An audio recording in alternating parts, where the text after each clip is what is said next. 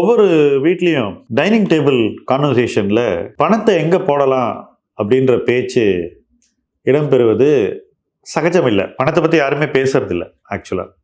அதுதான் நம்மளுடைய social setting. So யாருமே பேசாத போது அந்த முடிவை எப்படி எடுக்கிறாங்க? ஒரு நபர் எடுக்கிறார். ஒரு நபர் ஒரு குடும்பத்துடைய பணத்தை ஒரு வருஷத்தில் எங்கே போடணும்னு டிசைட் பண்ணும்போது அது அவருடைய சொந்த சிந்தனை, அவருடைய விருப்பு வெறுப்பு, அதை சார்ந்தே நடக்கிறது. பட் சில வருஷங்களில் சில சொத்துக்களில் பணத்தை போட்டே ஆகணும். சில வருஷங்களில் அதே சொத்துக்களில் பணத்தை போடவே கூடாது. ஸோ ஒரே சொத்துல ஒவ்வொரு வருஷம் மாறும்போதும் ஒவ்வொரு வகையான அணுகுமுறை எடுக்க வேண்டிய தேவை இருக்கு. இப்போ ஒரே நபர் இந்த முடிவு எடுக்கும்போது அவர் ஒரே அணுகுமுறையை எல்லா வருஷமும் எடுத்தார்னா என்ன ஆகும்? ரொம்ப சிம்பிள். ஒரு குடும்பம் அடைய வேண்டிய நிதி நிலைமை அடையாமல் போய்விடும். என்னுடைய வளரும் பருவத்தில் குடும்பங்கள் என்ன செஞ்சாங்க? ஆண்டு சேமிப்பை ஒன்று ஃபிக்ஸட் டெபாசிட்டில் போட்டாங்க, இல்லை நகை வாங்கினாங்க, இல்லை ரியல் எஸ்டேட்டில் போட்டாங்க. இது 3 தான் 99.9 விழுக்காடு குடும்பங்கள் செஞ்ச விஷயம். கடந்த 5 ஆண்டுகளாக இது கொஞ்சம் மாற ஆரம்பிச்சிருக்கு. பட் இந்த மாற்றம் எந்த அளவுக்கு ஆரோக்கியமானது அப்படிங்கிறது 2026 டெஃபினட்டா நமக்கு வெளிச்சம் போட்டு காட்டும் என்று நான் நினைக்கிறேன். ஏன்னு சொல்றேன். ஒவ்வொரு சொத்து வகையா வருவோம். இன்னைக்கு ரியல் எஸ்டேட்டினுடைய மதிப்பு வரலாற்றில் இல்லாத அளவு அதிகமா இருக்கு. இப்ப இந்த இடத்துல போய் ஒருத்தர் கடனை வாங்கி அவர் பணத்தையும் போட்டு ஒரு ரியல் எஸ்டேட் வாங்கினா எப்போ பணம் பண்ணுவார் அப்படிங்கிறது கொஸ்டின் மார்க். அது மட்டும் இல்லை, வெயிட் பண்ணால் எவ்வளவு ரிட்டர்ன் வரும் அது 2வது கேள்வி. 3வது, நீங்கள் எப்படி 75% ஒரு லோன் வாங்குறீங்க, அந்த லோனுக்கு ஒரு 7.25%லேருந்து 7.25% வரைக்கும் இன்ட்ரெஸ்ட் கட்டுறீங்க, அதை மீறி ஏதாவது ரிட்டர்ன் வருமாங்கிறது. 5வது, இந்த இண்டெக்ஸேஷன் ஒரு கான்செப்ட் இருக்கு. நீங்கள் இன்னைக்கு ரியல் எஸ்டேட் வாங்கினாக்கா பணவீக்கத்துக்கு அதை அட்ஜஸ்ட் பண்ணக்கூடியதான் அந்த கான்செப்ட். ஸோ ஒரு 10 வருஷம் கழிச்சு இதே ரியல் எஸ்டேட்டை பார்க்கும்போது அதன் மதிப்பு இன்று வாங்கினால் அந்த இன்ஃப்ளேஷனுக்கு அட்ஜஸ்ட் பண்ண மதிப்பை விட குறைவா இருக்குமா அல்லது கூட இருக்குமா அப்படிங்கிறது 4வது கேள்வி. இந்த கேள்விகளுக்கெல்லாம் விடையை நீங்கள் தேடாமல் ரியல் எஸ்டேட்டில் 2026 இன்வெஸ்டே பண்ணக்கூடாது. இதை மீறி சிலர் மட்டும் இன்வெஸ்ட் பண்ண வாய்ப்பு இருக்கலாம். யார் அவர்கள்ன்றதையும் இப்ப பேசுவோம். யாருக்கு நுகர்வுக்கு அவசரமாக ஒரு வீடு தேவைப்படுகிறதோ, தட்டி கழிக்க முடியாத காரணங்கள் அவங்க லைஃப்ல இருக்கும். திருமணம் நடக்க வேண்டியிருக்கும், பெற்றோர்களை அவங்க ஒரு வீட்டில் அமர்த்தி பார்க்கணுன்ற ஒரு ஆர்வம் இருக்கும், அவங்களுக்கு வயசாகிட்டு இருக்கும். இந்த மாதிரி போஸ்ட்போன் பண்ண முடியாத ரீசன்ஸ் இருக்கிறவங்க தான் அவசர கோலத்தில் 2026 வீடு வாங்க வேண்டும். அடுத்தது, எல்லாருக்கும் பிடிச்ச டெட் இன்வெஸ்ட்மெண்ட். ஏன்னா டெட் இன்வெஸ்ட்மெண்ட் தான் ரொம்ப வருஷமா மிடில் கிளாஸ் நம்புற ஒரே விஷயம். எனக்கு தெரிஞ்ச எத்தனையோ பேர் குறிப்பிட்ட ஃபைனான்ஸ் கம்பெனிஸோட டெபாசிட்ல ஆண்டு கணக்கில் அவங்க பணத்தை வச்சிருந்தாங்க. கிட்டத்தட்ட அந்த ஃபைனான்ஸ் கம்பெனிக்கு இவங்க பணம் கேபிட்டல் மாதிரின்னு வச்சுக்கோங்க. இது சுந்தரம், ஸ்ரீராம், இப்படி நிறைய நிறுவனங்கள் இருக்கு தமிழ்நாட்டை பொறுத்த வரைக்கும். பர்மனெண்ட்டாக அவங்கள்ட்ட பணம் இருக்கும், வெறும் ரெனியூவல் மட்டும் பண்ணிட்டு இருப்பாங்க. ஆனால் இன்னைக்கு இருக்கிற சூழ்நிலையில் இது கொஞ்சம் மாறி வேறு ஒரு தலைமுறையினர் புதுசாக ஒரு விஷயத்தை தேடுறாங்க டெட்டில். அது என்னன்னா பாண்ட். பாண்டில் இன்வெஸ்ட் பண்ணலாமா அப்படின்னு ஒரு பயங்கர ஆர்வம். இந்த ஆர்வம் எப்போ கிளம்பிச்சுன்னு பார்த்தீங்கன்னா கரெக்டாக கோவிட் ஸ்ட்ரைக் ஆன அப்புறம். ஃபஸ்ட்டு கொஞ்சம் நினைவுபடுத்தி பாருங்க, கோவிட் வந்த பிறகு வட்டி விகிதங்கள் மேலே போச்சா கீழே போச்சா? ரொம்ப சிம்பிளான கொஸ்டின் உங்களுக்கு வைக்க போகிறேன். ஏன்னா பயங்கரமாக பொருளாதாரத்தை கற்றுக்கிட்டோம் அப்படின்னு நிறைய பேர் இன்னைக்கு நினச்சிக்கிட்டு இருக்காங்க. பட் உண்மையிலேயே நம்ம பொருளாதாரத்தை கற்றுக்கிட்டோமான்றதுக்கு இந்த கேள்வி ரொம்ப முக்கியமானது. கோவிடுக்கு அப்புறம் வட்டி விகிதத்தை உலக அளவில் எல்லா இடத்துலையும் குறைச்சாங்க. ஏன்னா நம்ம கோவிடினுடைய பொருளாதார தாக்கத்திலிருந்து மீள்வதற்காக இந்தியாவிலே இது நடந்தது. வட்டி விகிதம் குறைஞ்ச பிறகு பாண்டை வாங்குறது அடிப்படையில் புத்திசாலித்தனமா அல்லது வேற ஒரு விஷயமான்றது நீங்க தான் யோசிச்சு பார்க்கணும். எப்போ பாண்டு வாங்கணும்? வட்டி விகிதம் உச்சத்தில் இருக்கும்போது நீங்க பாண்டை வாங்கணும். ஏன் வாங்கணும்? அதுக்கப்புறம் வட்டி விகிதம் குறையும் போது உங்க பாண்டினுடைய மதிப்பு கூடுவதற்கு ஒரு வாய்ப்பு இருக்கு. ஸோ உங்களுக்கு கிடைக்கக்கூடிய வட்டியோடு சேர்த்து ஒரு லாபமும் கிடைக்கும். இதுதான் பாண்ட் இன்வெஸ்ட்மெண்ட்டினுடைய அடிப்படை. ஆனா நம்ம ஊர்ல எல்லாம் என்ன பண்ணாங்கன்னாக்கா, கோவிட் வந்த பிறகு முதல்ல பாண்டு பக்கம் வட்டி குறைஞ்ச பிறகு மந்தையாக போனார்கள். இது ஃபர்ஸ்ட். சரி, அன்னைக்கு நடந்தது தப்பு. 5 வருஷம் ஆச்சு. இப்ப என்ன நடக்குது அப்படின்னு பாத்தீங்கன்னா, இன்னைக்கும் அந்த மந்தை தான் பெருசாயிருக்கு. இன்னைக்கும் வட்டி விகிதத்தை மறுபடியும் குறைச்சது பிறகு, இப்ப மறுபடியும் உங்களை ரிமைண்ட் பண்றேன். கோவிட் வந்தது, அங்கேருந்து வட்டி விகிதத்தை குறைச்சாங்க. பணவீக்கமாச்சு. பணவீக்கம் கூடும்போது உலகம் பூரா வட்டி விகிதத்தை மறுபடியும் கூட்டினாங்க. அதுக்கப்புறம் மறுபடியும் வட்டி விகிதத்தை இப்ப குறைச்சி இப்ப இந்தியாவில் வட்டி விகிதம் ஒரு பாட்டம் கிட்டே இருக்கு.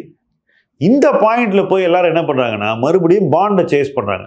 இப்ப இங்க இருந்து வட்டி விகிதம் குறைவதற்கு இன்னும் எவ்வளவு சாத்தியக்கூறு இருக்கு? எவ்வளவு குறைக்க முடியும்? கொஞ்சமாக தான் குறைக்க முடியும். அப்ப அதுக்கப்புறம் பணவீக்கம் அதிகரிச்சா வட்டி விகிதம் என்ன ஆகும்? நேச்சுரலா கூடுவதற்கு சாத்தியக்கூறுகள் இருக்கு. அப்போ 2020லயும் சரி, இன்னைக்கும் சரி, பாண்டை வாங்குறவங்க உண்மையிலேயே பாண்டை எப்படி வாங்கணும்னு புரிஞ்சுதான் வாங்கியிருக்காங்களான்ற ஒரு கேள்வியை உங்க முன்னாடி வைக்கிறேன். தாராளமா நீங்க கமெண்ட் செக்ஷன்ல உங்களுடைய கருத்துக்களை இந்த சொத்து வகையை வாங்குறத பத்தி பதிவு செய்யணும்னு நான் வேண்டிக்கிறேன். 3வது, ஆக்சுவலா இந்த சொத்து வகை ஒரு ரீசனபிளி சேஃப் அசட் கிளாஸாக கடந்த 25 ஆண்டுகள்ல ஒரு 2-3 ஆண்டுகள் தவிர்த்து மற்ற நேரத்தில் இருந்திருக்குன்றதை நான் உறுதியாக சொல்கிறேன். நம்ம பேசிக்கிட்டு இருக்கிறது தங்கத்தை பத்தி. 2000 to 2026ல ஒரு 2-3 இயர்ஸ் தவிர பயங்கர சேஃபா இருந்திருக்கு இந்த அசட் கிளாஸ் டு பை. நல்ல ரிட்டர்ன் கொடுத்துருக்கு. எந்த குறையும் நம்ம சொல்லக்கூடாது, அதுதான் உண்மை. ஆனால் அந்த 2-3 வருஷம் எந்த வருஷம்னு யாருக்காவது நினைவு இருக்கா? இப்போ நான் உங்களுக்கு நினைவு விட்டுறேன். 2012-13, அதுக்கப்புறம் 2026. எப்பவுமே எந்த சொத்து வகையுமே உச்சத்தில் இருக்கும்போது வாங்கினா அதுக்கு ஒரு டெஃபினட் ஷுவர் ஷாட் பனிஷ்மெண்ட் உண்டு. அது வீடா இருந்தாலும் சரி, மனையா இருந்தாலும் சரி, ஒரு பிளாட் அல்லது பாண்டா இருந்தாலும் சரி, கோல்டா இருந்தாலும் சரி, ஈக்விட்டியா இருந்தாலும் சரி, எப்போ வாங்கக்கூடாதுங்கிறத நம்ம புரிஞ்சு வச்சுக்கணும். எப்போ வாங்கக்கூடாதோ அந்த நேரத்தில் இல்லை நான் வாங்குறேன், என்ன ஆனாலும் நான் பார்த்துக்குவேன் அப்படின்னு சொல்லிட்டு வாங்குறது சொந்த செலவில் நம்மளே ஏதோ ஒன்று வச்சுக்கிற மாதிரி. இதை செய்யணுமா அப்படிங்கிறத இன்வெஸ்டர்ஸ் 2026ல் டெஃபினட்டாக யோசிக்கணும். இதுக்கு ஒரு எக்கனாமிக் ஆர்குமெண்ட்லாம் பலமாக பல பேர் வைக்கிறாங்க. என்னன்னா, இன்னும் கூட மத்திய வங்கிகள் பணத்தை டாலர்லேருந்து கோல்டுக்கு வைக்க போறாங்க, மாற்ற போறாங்க. இந்த $4,600 per ounce இங்கே கூட மேலே போகும், இன்னும் கூட போகும். மேபி நடக்கலாங்க. அதை நான் இந்த இடத்துல டிஸ்பியூட் பண்ணல, அதை எதிர்க்கலை, டிபேட் பண்ணல, எதுவுமே கிடையாது. ஒருவேளை அது நடக்காம வேற ஒன்று நடந்தாக அது ஒரு மிடில் கிளாஸ் பர்சனோட லைஃப்ல என்ன மாதிரியான பாதிப்பை ஏற்படுத்தும் அப்படின்னு யோசிச்சு தான் இப்போ மறுபடியும் புது பணத்தை கோல்டில் போடணுங்கிறது தான் என்னுடைய சிம்பிளான வாதம். ஸோ இன்னைக்கு இருக்கிற கோல்டு நமக்கு நல்ல ஒரு ரிசல்ட் தானே கொடுத்துருக்கு. அதை வச்சுக்கோங்க, சேஃப்டிக்கு எதுவும் பண்ணாதீங்க. மேபி உங்களுக்கு ரொம்ப கடன் சுமை இருந்தால் கொஞ்சம் கோல்டை வைத்து கொஞ்சம் கடன் அடைங்க, லைட்டன் பண்ணிக்கோங்க, உங்கள் ப்ராப்ளமை சால்வ் பண்ணிக்கோங்க. ஏன்னா கோல்டு இஸ் அ கரன்சி. ஒரு கரன்சியினுடைய மதிப்பு கூடும்போது இன்னொரு பக்கம் லைபிலிட்டி இருந்தால் அந்த கரன்சியை வச்சு தானே நீங்கள் கடன் அடைக்கணும். இதுதானே அடிப்படை.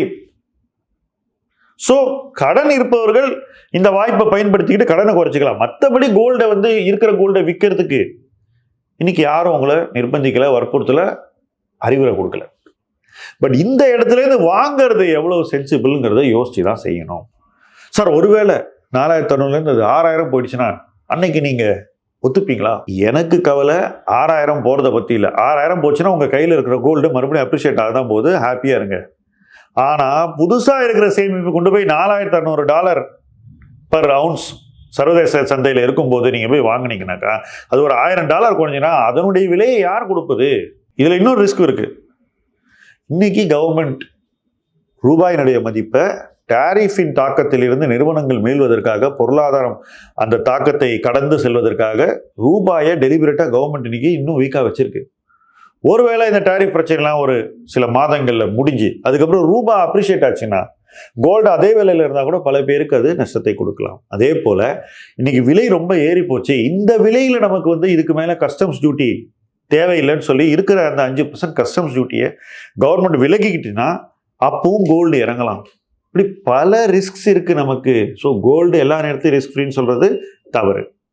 அதே போல 2026 நீங்க வாங்குற தங்கத்தின் விலையில் நீங்க கொடுக்கக்கூடிய செய்கூலி சேதாரமின் ஆக்சுவல் வேல்யூ, இப்ப 3 வருஷம் முன்னாடி நீங்க கோல்டு வாங்குறீங்கன்னு வச்சுக்கோங்களேன், அன்னைக்கு வாங்கின 10 கிராம் கோல்டினுடைய மதிப்புக்கு நீங்க கொடுத்த செய்கூலி சேதாரத்தின் அப்சல்யூட் வேல்யூ வர்சஸ் இன்னைக்கு அதே 10 கிராம் வாங்கும்போது நீங்க கொடுக்குற செய்கூலி சேதாரத்தோட வேல்யூ பார்த்தீங்கன்னா இன்னைக்கு ஒரே ஒருத்தருக்கு தான் இந்த கோல்டு பிரைஸ் பூம் பெனிஃபிட். அது யாருன்னா ஜுவல்லர், இன்வெஸ்டருக்கு இல்லை. ரைட்? ஸோ இதெல்லாம் புரிஞ்சுக்கிட்டு கோல்டை இந்த வருஷம் அணுகணும். கடைசியா வருவோம் நம்ம சொத்து வகைக்கு, ஈக்விட்டிக்கு. 2026 ஈக்விட்டி என்ன ரொம்ப சீப்பா? நியாயமான கேள்வி. 2024 சீப்பா இருந்ததா? 2025 சீப்பா இருந்ததா? 2023 சீப்பா இருந்ததா? ஸோ 23 சந்தையின் ஒரு பகுதி மிகைப்படுத்தப்பட்ட மதிப்பீட்டில் இருந்தது. 2004 இன்னொரு பகுதி மிகைப்படுத்தப்பட்ட மதிப்பீட்டில் இருந்தது. 2005 இன்னொரு பகுதி ஓவர் வேல்யூடா மிகைப்படுத்தப்பட்டு இருந்தது. 2006 வேற ஏதோ ஒரு பகுதி மிகைப்படுத்தப்பட்டு தெரியும். அப்ப இந்த 4 வருஷம் நீங்க சும்மா இருந்தீங்களா ஈக்விட்டியில இன்வெஸ்ட் பண்ணாம? நம்ம எல்லாம் சும்மா இருந்தோமா? இத்தனை பேர் மைல் ஸ்டோன்ஸ்ல டிராவல் பண்றோம், நீங்க யாரோ ஃப்ரெண்ட்ஸ் சொன்னதை வச்சு ஷேர் வாங்குறீங்க, என்னெல்லாமோ நடக்குது இல்ல? சும்மா இருந்தோமா? இல்ல இல்ல. அப்ப என்ன பண்ணோம்? நாம என்ன பண்ணோம்னாக்கா, நமக்கு ஈக்விட்டி மார்க்கெட்டுக்குள்ள எந்த ஏரியால மதிப்பு சாதகமா இருக்கு அப்படின்னு பார்த்து அல்லது ஏற்புடையதாக இருக்கு அப்படின்னு அடையாளம் கண்டு அந்த இடத்துல மட்டும் நம்ம பணத்தை போட்டோம். wherever you find valuation acceptable அங்க மட்டும் நீங்க இன்வெஸ்ட் பண்ணீங்க. இதானே பண்ணோம். யார் இதை சரியா பார்த்து பண்ணலையோ அவங்களுக்கு போர்ட்போலியோல சில சிக்கல்கள் இன்னைக்கு இருக்கு. இதுதானே உண்மை. அப்போ 26 நம்ம இந்த 3 ஆண்டுகளில் கற்றுக்கொண்ட ஒரு விஷயத்தை நிச்சயமாக நம்முடைய முதலீட்டு பழக்கத்திற்குள் கொண்டு வரணும். அது என்ன? எங்க நிறுவன மதிப்பு நமக்கு சாதகமா இல்லையோ அல்லது நமக்கு கவலைக்கிடமாக இருக்கிறதோ, எங்க நமக்கு நிறுவன மதிப்பில் ஏற்பில்லையோ அந்த இடத்துல இருந்து கொஞ்சம் தள்ளி நிற்கணும். as simple as that. எங்க நமக்கு வேல்யூவேஷன் கம்ஃபர்டபுளா இருக்கோ அந்த இடத்துல தொடர்ந்து முதலீடு செய்யணும். ஸோ இந்த ஆண்டில் நீங்க பார்க்கும்போது முதலீடு செய்வதற்கு ஈக்விட்டி தொடர்ந்து ஒரு சரியான இடமாகத்தான் இருக்கும், ப்ரொவைடட் நம்ம அந்த ஈக்விட்டிக்குள்ள ஒரு சரியான இடத்தை அடையாளம் கண்டு அங்க மட்டும் இன்வெஸ்ட் பண்ணணும். ஒருவேளை மார்க்கெட் கிராஷ் ஆனா என்ன சார் பண்றது? யூஎஸ் கிராஷ் ஆகி எங்கேயும் அதே நடக்கலாம். என்னுடைய கையில் இல்லை, உங்கள் கையில் இல்லை, யாராலும் ப்ரெடிக்ட் பண்ண முடியாது. ஆனால் தொடர்ந்து வேல்யூவேஷன் டிசிப்ளினோட நம்ம இன்வெஸ்ட் பண்ணிக்கிட்டே இருக்கோம்னு வச்சுக்கோம். அந்த கிராஷ்லையும் தொடர்ந்து இன்வெஸ்ட் பண்ணணும். ஏன்னா ஒரு மார்க்கெட் கிராஷுக்கு அப்புறம் மார்க்கெட் சுதாரிச்சு 6 மாசத்துலயே 1 வருஷத்துலயே மறுபடியும் ஒரு இயல்பு நிலைக்கு வந்து அங்கிருந்து அடுத்த ஓரிரு ஆண்டுகளில் ஒரு பெட்டர் பிளேஸை நோக்கி போகும். ஒருவேளை மார்க்கெட் கிராஷ் ஆச்சுன்னா என்ன நமக்கு கிடைக்க போகுது? குறுகிய காலத்துல கொஞ்சம் வலி இருக்கலாம். அதுவும் நாம வேல்யூவேஷன் பார்த்து சரியா இன்வெஸ்ட் பண்ணியிருந்தா அந்த வலி நமக்கு குறைவாக இருக்கும். அதன் தாக்கம் நம்மை மற்றவர்களை பாதிக்கும் அளவிற்கு பாதிக்காது. அப்ப அந்த நேரத்தில் நம்ம என்ன பண்ண முடியும்? நமக்கு இன்னும் பெட்டர் கான்ஃபிடன்ஸ் இருக்கும் ஈக்விட்டியில் இன்வெஸ்ட் பண்றதுக்கு. அந்த நேரத்தில் தொடர்ந்து இதே இன்வெஸ்ட்மெண்ட் ஹேபிட்ல நம்ம நீடித்து கொண்டே இருப்போம். தொடர்ந்து நம்முடைய அடுத்த மைல்கல்லை நோக்கி இன்வெஸ்ட் பண்ணிட்டு போயிட்டே இருப்போம். அதற்கான ஒரு ஆண்டாகத்தான் நான் 2026 பார்க்கிறேன். அப்படியே ஜனவரியில் வாங்கி டிசம்பரில் ப்ராஃபிட் பண்ண முடியும்னு நான் நினைக்கல. என்னுடைய எதிர்பார்ப்பு அது இல்லை. என்னுடைய நினைப்பு, எதிர்பார்ப்பு இதையெல்லாம் கடந்து அது நடந்தா அது உங்களுடைய லக்கு, உங்களுடைய சாதனை. பட் காஷன் என்னைக்குமே நமக்கு உதவும், கை கொடுக்கும். அதுவும் இது போன்ற தருணங்களில் எல்லா சொத்து வகையும் மதிப்பு அளவில் மிகைப்படுத்தப்பட்டு இருக்கக்கூடிய ஒரு பொருளாதார சூழல்ல எங்கெல்லாம் நம்ம ரிஸ்க் எடுக்கக்கூடாதுங்கிறதுல நாம ரொம்ப தீர்மானமா இருக்கணும். அதிலிருந்து மாறாம இருக்கணும். அந்த டிசிப்ளின் நம்மளை காப்பாற்றணும். ஸோ 2026 பயங்கர ரிட்டர்ன் பண்ணுறதுக்கான ஒரு ஆண்டாக இருக்குமா அப்படின்னு கேட்டிங்கன்னா சந்தேகம்தான். ஆனால் நம்மை பாதுகாத்து கொள்ள வேண்டிய ஒரு ஆண்டாக நிச்சயமாக 2026 இருக்கும் என்று நான் சொல்கிறேன். உறுதியாக அதை நம்புகிறேன். யாரெல்லாம் தங்களை பாதுகாத்துக் கொள்கிறார்களோ அவர்கள் அதுக்கப்புறம் வரக்கூடிய ஆண்டுகளில் 27, 28, 29 வளர்ச்சியை நோக்கி பயணிப்பார்கள். அந்த பயணத்தில் இணைந்து பயணிப்போம். முதலீட்டு களம் உங்கள் களம். நன்றி.